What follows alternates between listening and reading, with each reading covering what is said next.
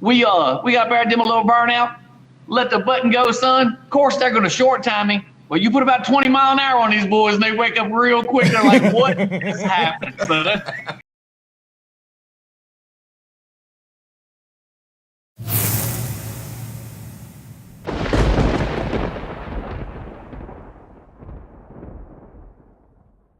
There he is, Brent Austin, the man, the myth, the legend, the one and only. How are you doing, my friend? Doing fantastic, partner. How are you? I'm great, man. bet Sorry you we are. were so delayed. It's been kind of a long day, but you had a heck of a week. Yeah, it's been a good one. It certainly has. And the highlight of it was coming on the Thunder Road Show the first time, and I know it's just made your life to be on here again.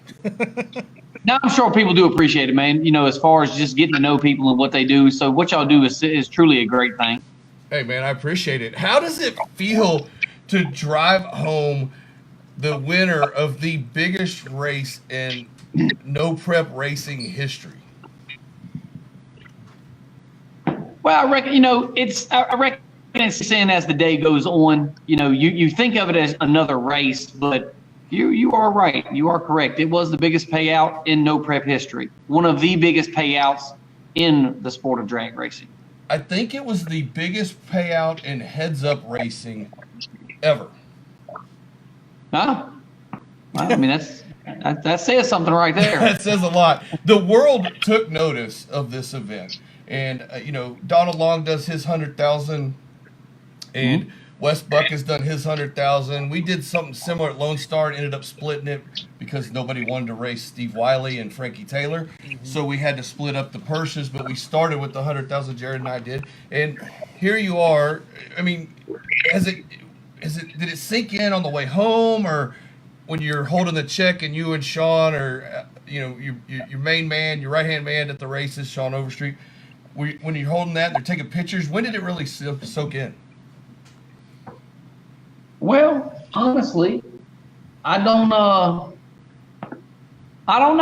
It's just one of the things. The win was really an important deal to me. Yes, the money is always a bonus. You know, when you go to these things, you know, you're racing for 200,000, 50,000. You're definitely racing for the money.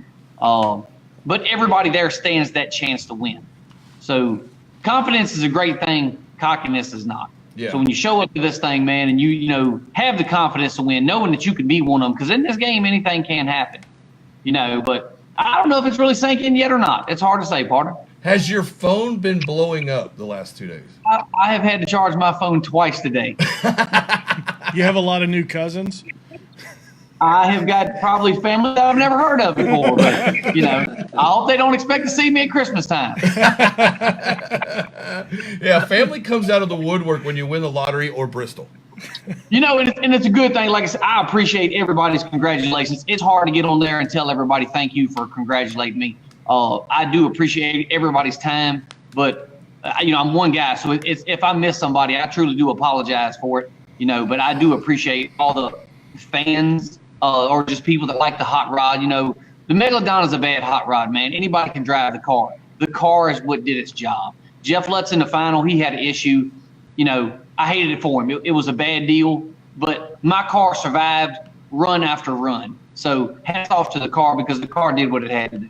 So tell us, did you have any issues between round? Because I know you typically don't work on it, and if you have to, you'd rather just load it up and come to the next one. But did you have anything you had to thrash on between rounds?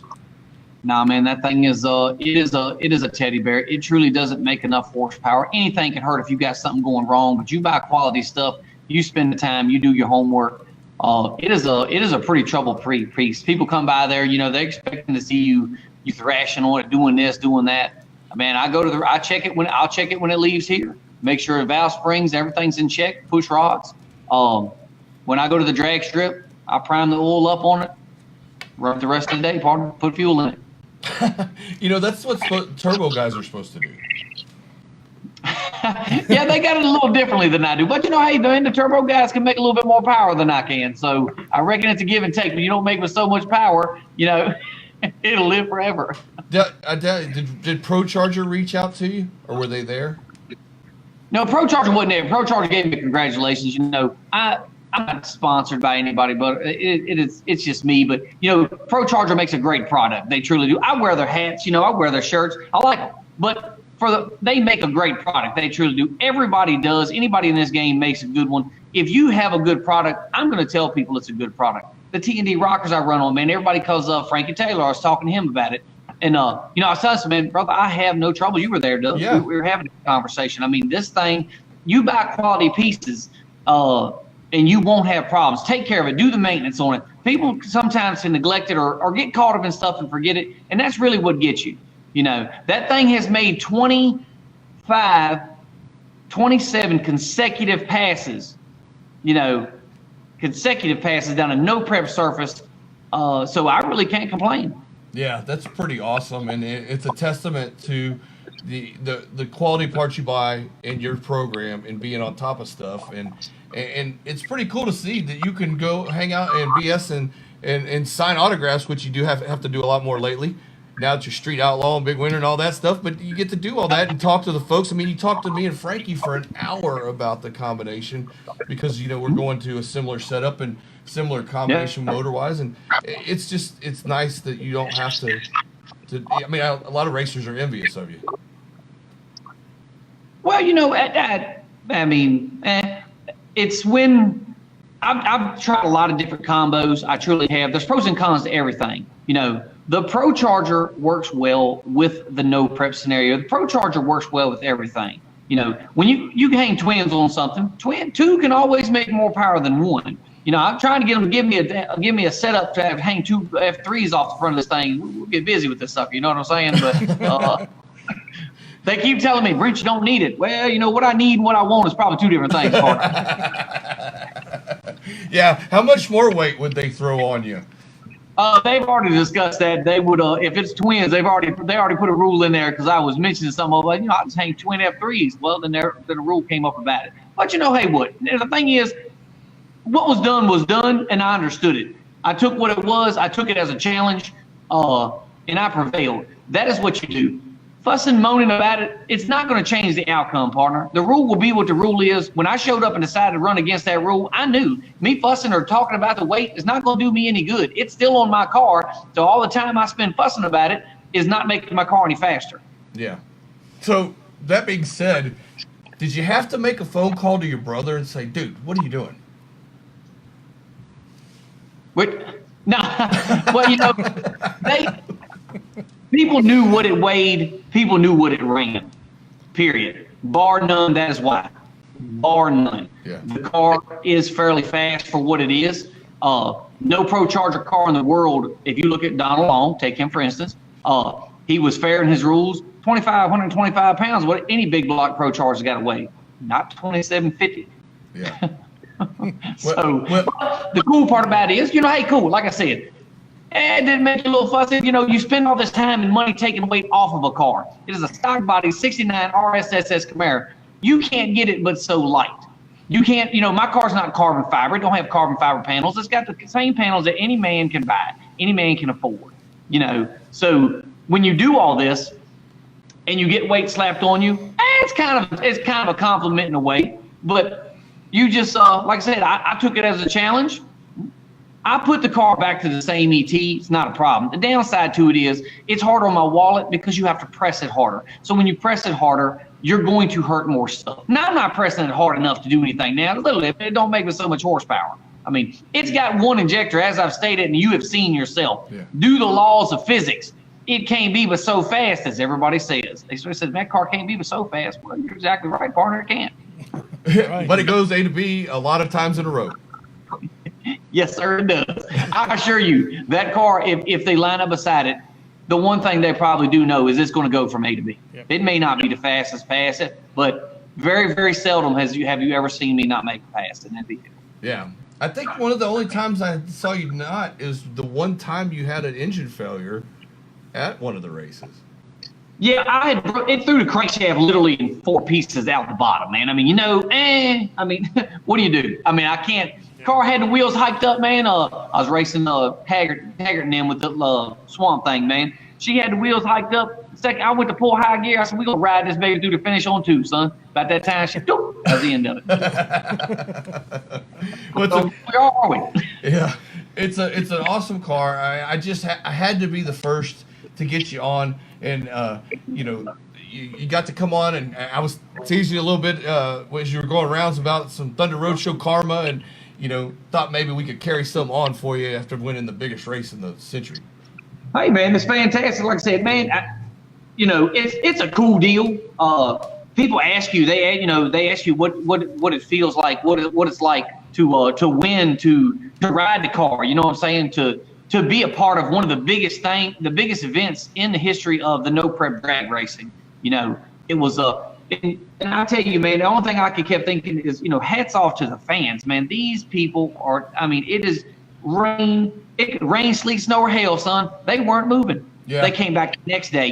Hey, myself, I told them, man, I just soon pack up and go home. I said, I'm tired, boss. But they just sitting there, man. They ready for the next round, partner. Yeah. So it shows the love that they have of this sport, of the competition level that they want to watch. True, TV has a huge part to do with it. TV, Sam Corkson, they've done their job bringing it to light. You guys bring it to light.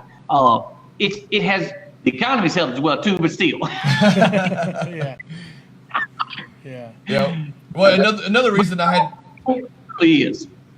Yeah, another reason I wanted to have you on is because last week we were in the middle of the interview, kind of ending it, and it kind of shut off and we lost you, so we had to continue. That was a too big continued moment right there.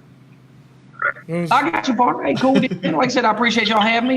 You can ask me any question about the car. The cool thing is I know every inch of it. I can give you the answer. No one else can, only me. I know every inch of it because I did every inch of it. It just goes to show you, dude, and honestly, it's just an average dude. If I could not do it all myself, I would not have the car, period, bar none. I taught myself this stuff years ago because I came from where if you didn't know how to do it, you just didn't get it done. It just was what it was. Yeah. So, and it may not be the right way. Don't get me wrong, brother, but it's the best way I can do with what I got. Yeah. So Matt Plotkin brought this up when you first showed up at Bounty Hunter. Was like pretty much the first time you showed up with that vehicle, and it was still a back half car back then, right? With a big block Chevy and Pro Charger, right? Yes, big block Chevy Pro Charge is a 540. It's a cast iron block. I was learning the fuel injection. I was not a fuel injection man. I was mechanical fuel injection.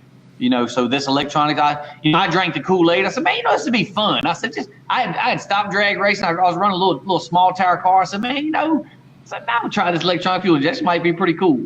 Good God Almighty, son! About 2.5 years later, I probably realized I might not have done that. Yeah, you were telling us telling me and Frankie, you had run a Pro Charger setup with a mechanical fuel injection 15 years ago, and it worked well. And then you decided this time to go electronic. And what fuel injection's on the car? I've got a fast 2.0 on the car right now. It works good for the way I tune it. Most all fuel injections do the same thing. I know people will argue with me and they're going to get on there. Oh, you're wrong. It's a cool deal. The way I tune my car, most fuel injections will do the same thing for what I use it. Now, there's other fuel injections that can do a lot more. That can do a lot less. I had good luck with it. I drank the Kool-Aid when I originally got it, so I've worked with what I had. You can't afford to spend this kind of money, then turn around and throw it all out the window. So I had to spend a lot of money figuring it out, a lot of time, really. Well, at first I started trying to get people to help me with it. Man, I was backing up, son. I said, woo. I said, if I'm gonna do it, if I'm gonna mess stuff up, I just gonna do it myself. I can yell at myself. I don't want to yell at nobody else. So, and I'll tell you what, I started looking at these O2 sensors and this O2 reading, and I'm like, I'm looking on the internet because the internet is correct on everything you do. So, and I'm looking at it, and I'm looking at my plug. I'm looking at it. I said, man, what? I said, it's telling me one thing, but I'm looking at the spark plug saying something totally different. I finally threw the O2 out the window, threw the drive shaft out the window, read the spark plug in the seat of my ass. Lo and behold, it kept rocking. So you tuned that car with the reading the plugs like a nitrous car? Like a blown alcohol car. A blown alcohol car. Blown alcohol. That is how it's done. I talk to all the guys. I tell them anything. It doesn't matter. It doesn't matter. I'll tell you anything about the car you want to know. They always say, man, what's your drive shaft speed? What's your O2? Partner, my drive shaft speed, I could be sitting there sometimes, that thing say 3,800 RPMs, dead still. No fault to anything. I probably got something wrong with her. Could have. This thing shook the tires for a lot. So, but then my O2, 6.38. Well, with alcohol, you have to have a specific style O2 sensor to run it because it'll wreak havoc on it. You're blowing raw fuel out this thing. So, and it just messed up. And honestly, I wasn't using it. I just didn't feel like replacing it. You shouldn't be winning races, Brent. You know that, right? Partner, I tell myself that every day. So every round one I got, I'm a blessed person. Well, it's cool that you are so humble, and I don't think the fame and fortune is going to change you by any means because you're just a cool dude, man. I would sit here and talk to you any day of the week. Man, I tell you, it's funny. I did win one of the biggest purses in the history of the sport. People, you're going to hear pros and cons about it all, but I can assure you, I came home with a lump sum of money. I won't disclose how much. The IRS could be listening. You don't know. I'm just saying. Yeah, that's the big messy deal this week is whether y'all split and who split. And Donald Long even got in on that, talking about they split 8 ways and the race wasn't even decided yet and all that. So, well, like I said, everybody there, I've been on that receiving end. I've been to third place and not got nothing. I've been to Texas. I've been to Oklahoma. You get third, you didn't go home with nothing, son. It was what it was. I knew that when I got into it. So, but I can assure you, I will have a check for more money than anybody has brought home. Anybody. Yeah. Enough said right there. Yeah. Yeah. So, how has the being on Street Outlaws, No Prep Kings, and being filmed and going to these races, how has it changed your normal day-to-day life in Roanoke, Virginia? Do people recognize you more? Well, we're in Roanoke. We're kind of a small knit base. I've raced here for a long time, so if anybody's at a drag strip, they've seen me. I race cars. Man, I've had 47 Fox body Mustangs. Small tires really my forte. That's the sad part about it. Big tires, I was kind of new to big tire. Small tires is what I did. I enjoyed the challenge of small tire, but the problem is the cost of small tire got so outrageous. I was like, man, you can't go but so fast on a smaller tire because of coefficient of drag. Yeah. Not on a radio prep or something like that, but if you're a regular drag strip, if you got a bigger tire and a smaller tire, and some cars, given all the same, you're going to go faster. So all I did was, race for just the fun, just to have fun with it. But it just got to cost of money, and I wasn't going fast for the money I was spending because we had little races where we lived. Man, we don't race for $800, $1,200. That's it. You're going to run it just as hard for $1,200 as you are for free. So I was like, well, I just decided, build me a big tire car. But it's truly a fun deal as far as any of it. All forms of racing. I used to take the girls, that work for me, man. I used to take my little purple Mustang. Rest in peace. Too soon, man. Just too soon. I miss that car. Well, you could probably afford to buy it back now. You can buy it back now. I'll show you a picture one day, man. Like I said, I've owned 47 Fox bodies. That was the rustiest car I ever owned, but I love that car. God bless. I could take that car by myself, just had a big block Chevrolet, 555 all aluminum big block in it, 28 10.5 inch tire, drove the car everywhere, blow through carburetor, drove it through everywhere. Funny part about it was, I'll tell you a quick story. Went to a local race, took a little Mustang up there, a little small tire car, mini tub. It wasn't, it's just a car, just regular old car, just like a Mustang, little coupe. So I pull in the 495 class. They're like, sir, you're in the wrong class. I said, this is 495, right? They said, yes. I said, well, then this is where I need to be, partner. They're like, oh. So they started poking fun at me and everything. So it was good times. I knew some of the racers. And we got there, did a little burnout, let the button go, son. Of course, they're going to short time me. Well, you put about 20 mile an hour on these boys, and they wake up real quick. They're like, what is happening, son? Yeah, you get famous real quick when you do that kind of stuff, Brent. Yeah, because they can run 95s, figure they can do a 95 at $120 because of lightweight maybe. Well, you run about 145 to 147 with you passing with the wheels in the air. Yeah, they wake up real quick. Yeah, but you become infamous at your local track, not famous. Yeah. And the thing about it is, like I said, it was a local track, so people knew what I did. Now, as far as people do recognize it more because they watch a show.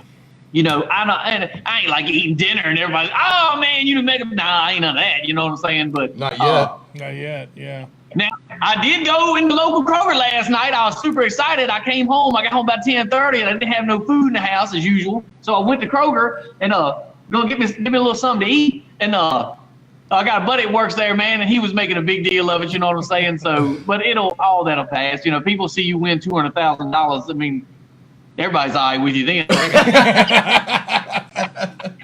That's funny, Everybody's man. your best friend. So tell us about this shop you're in. Is this where you built Megalodon?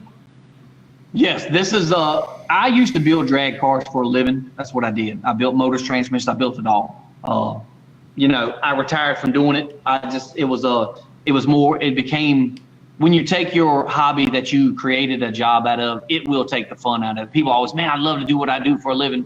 You know, what you love to do. If you love to do it and you do it for a job, it's going to change. Yeah.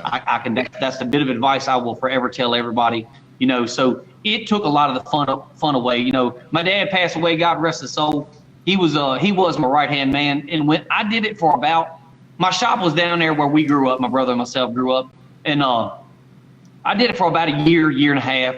And, you know, I finished the last job I did. I built a car for a buddy of mine, Gary Daniels, was the last one I did. And I just said, you know what, this just isn't for me no more. I want the enjoyment of going to the drag strip, being like, because when you go to the drag strip and you build cars for a living, your customers have to come first. So your car was the only one suffering. Now, I enjoyed the drag racing. And for the longest time I didn't race. I was just working on cars and, you know, just working on the customers' cars.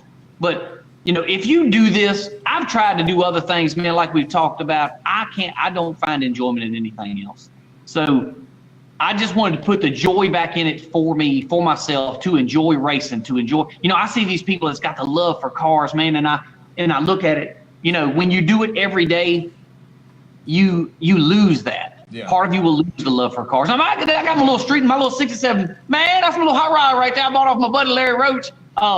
Man, this thing is, I love that little car. It ain't nothing. Little 383 Tremec 5-speed in it, triangulated 4-lane. I got home last night. I drove that to Kroger. I left the truck and trailer. So I got to ride, son.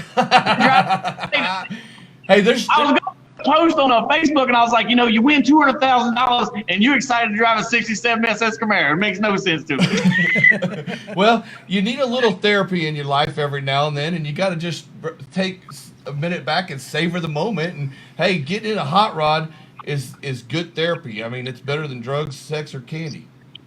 Yeah, you know, it is. I've never done any drugs of any sort like that, but this is a drug, man. Great God. It is rather you do it or you don't. I don't know if it's in between. You know, financially wise, some people can't do it. You know, if you set foot, I tell you what, man, I have set my foot on tracks, and I have done stuff when I'm sitting at Bristol, man. Brother, I assure you that I, in my lifetime, would have never, ever, ever thought I'd have went down Bristol Thunder Valley Speedway in my own vehicle. Yeah. Would have never thought it, brother. Never. You know, but the only thing I can say is if everybody there, you have to understand this to the public eye. Anybody there that was there, good or bad, whatever, fast, slow, they sacrificed something to be there. Everybody say, you know, I really wish I had what you had. You know, whoever had it sacrificed something. You know, I'm not trying to it's just the honest truth, man. Everybody, you know, you always hear, man, I wish I had what you had. Well, you know, brother, all you got to do is sacrifice exactly what I did. I worked 365 days a week when I worked for my own self because you had to. If you wanted things in life, that's what you have to do. If you want it, you can get it. That's just all there is to it. Yeah. I'm living proof, brother. I'm living proof. Like I said, you know, I remember when I was a kid, you know, playing with little cars with superchargers on them. You know, yeah, look at this. Now I got one just sitting there. That's awesome, man. So you know what I'm saying? Do you consider yourself a professional drag racer now? Nope. Never will, brother. Never will. Huh? Never. Professional people are the John Forces, are the people who he has sacrificed. You know, he sacrificed it. Look at those guys, man. If you've ever done this, which even you have done this, you had to sacrifice. Remember a little Mustang you had? You still sacrificed to have something, didn't you? Yeah. I still got it. No, you still got it? Okay, yeah. Cool. It's getting a big block Chevy, too. Oh, let's see. I like how you do business. So. You know, but no, being a professional, there is, you know, I don't know. Professionals, I reckon if the definition of a professional to me is you get paid to drag race. That is your job. I reckon it's not my job, brother. It's not my job. I never want it to be my job. I don't want, I just don't want it to be my job. Because if I want to quit tomorrow, I'm done. There's no obligations to nobody. There's no nothing. Yeah. Yeah, that's true. Just like us, we can't quit the show because we have obligations to sponsors. But we love doing it, and some people, that's what they want to do is move on to where all they have to do is worry about getting a car ready and traveling and being a professional drag racer. And hey, and hats off to them dudes because they want to. That's the drive they have, man. I don't really do anything else, but I don't want to be locked into doing it. Yeah. They asked me, you going to do the whole series of no prep? Probably not. Be honest with you, I don't feel like driving 34 hours in my truck for 3 days. I'm not going to drive for 3 days of my life, man. Even if I stood the greatest chance of winning in the world, it's still 3 days of my life that I can't get back. I did it for a living, So when you do that, it's rather you can give your life up to do this. Hey, to the people that do it, it's what they want to do. Awesome deal. You can't fault them for doing it. My brother and them chose to have a family. Well, I didn't choose to have a family. I got hot rods. Yeah. Yeah. Mark Bannard, a good friend of ours, friend of the show, always talks about instead of spending college education, he has hot rods. Hey, and you know what? And I always get this, and it does kind of bother you. I got a family and everything. Hang on a second, partner. You chose to have your family, cool deal. So you're going to fault me because I chose not to. I chose to run a business and try to be lucrative and to try to be. I didn't grow up like dirt poor, but hey, let me tell you, I've been hungry. I'm just saying. Yeah. No. But yeah, you're right. You chose not to do that, go that route, and here you are. You have the flexibility and the freedom. Now you just need to get like Eric Bain, buy you an airplane, have Sean drive the rig to the races, and then you fly in and land on the drag strip. Man, and the funny part about that is everybody, all of us, man, I'll drive it out there. I do it all, man. I can't because, hey, I appreciate what they do and forever will. They're taken care of. Hey, Sean takes off work. My brother takes off work. But Jan Michael takes off work, and I appreciate it, and they know I do.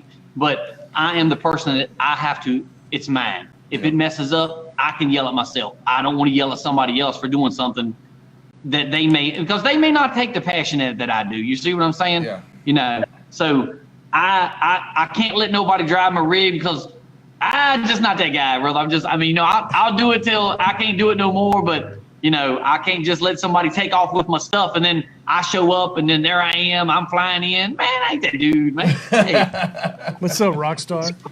Yeah, right. But hey, I got to give it to your brother and Sean and everybody that does hang out with you and help you. They work hard for you and they're good people. Yeah, like I said, they enjoy it. They enjoy the aspect of it. Call it what it is. It's the fame aspect of it, the TV aspect of it. They enjoy the race part, but it does. We just talking about stuff, and everybody's got an opinion. They truly do. Yeah. So, and you take it all into consideration. They do enjoy it. It's a different feeling for me than them because it's something I've created. You've taken round tubing from nothing. You take basically I can show you a stack of tubing and you build a car out of it. You have people that assemble cars. You have people that build them. When you do it from the ground up and you took this raw tubing, you took these wheels, these tires, and you have made something that is, as of, Wednesday, the baddest no prep car on the planet. $200,000. Yeah.